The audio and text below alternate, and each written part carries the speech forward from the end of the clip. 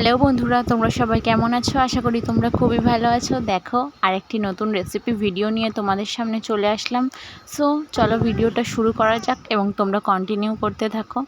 প্রথমেই বলে রাখি, চিড়া একটি খুবই বাচ্চাদের জন্য প্রয়োজনীয় খাদ্য। আমি ফার্স্ট টাইম ওকে চিড়া দিতে চলেছি আমার আয়ানকে। চিড়া খেলে কিন্তু বাচ্চাদের ভালো ঘুম হয়, কোষ্ঠকাঠিন্য দূরে থাকে এবং বাচ্চার পেট ঠান্ডা হয়। দেখো আমি চিড়েটা কিভাবে বানিয়ে নিচ্ছি। প্রথমেই আমি দুই চামচ মতো চিড়ে নিয়েছি। সেটাকে আমি 2-3 বার ভালোভাবে জল দিয়ে ওয়াশ করে জলে কিছুক্ষণ ভিজিয়ে রেখেছি, যাতে সেটাকে ভালো করে ম্যাশ করা যায়। দেখো আমি 5-6 মিনিট ভিজিয়ে রাখার পর হাত দিয়ে ভালো করে সেটাকে ম্যাশ করে নিচ্ছি। ম্যাশ করে নেওয়ার পর আমি চিড়াটাকে একটু রান্না করে নেব। এবং অবশ্যই তোমরা মিষ্টির জন্য খেজুর অথবা তাল মিছরি ব্যবহার করতে পারো। চিনি কিন্তু একদম ব্যবহার করবে না। চিনি ব্যবহার করলে বাচ্চাদের বিভিন্ন রোগের সম্ভাবনা হয়, চিনি কিন্তু ব্যবহার করবে না। দেখো আমি চিড়েটা বানিয়ে নিচ্ছি।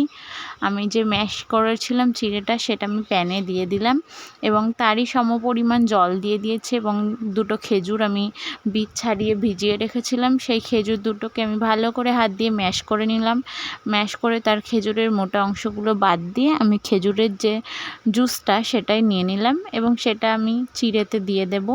ফোটানো চিড়ের মধ্যে আমি জুসটা ঢেলে দিচ্ছি, তোমরা দেখতেই পাচ্ছ। তারপর ভালোভাবে এটা বয়েল হয়ে যাওয়ার পর আমি ঠান্ডা করে খাবো। তোমরা চাইলে এতে ফর্মুলা মিল্ক অ্যাড করতে পারো।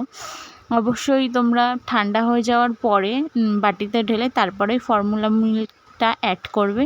তোমরা যদি জানতে চাও যে আমার আয়ান কি ফর্মুলা মিল্ক খায়, তাহলে তোমরা আমাকে কমেন্ট করো, আমি তোমাদেরকে বলবো। এবং এটার শর্ট ভিডিও কিন্তু আমি চ্যানেলে আপলোড করেছি, তোমরা চাইলে সেটাও দেখতে পারো।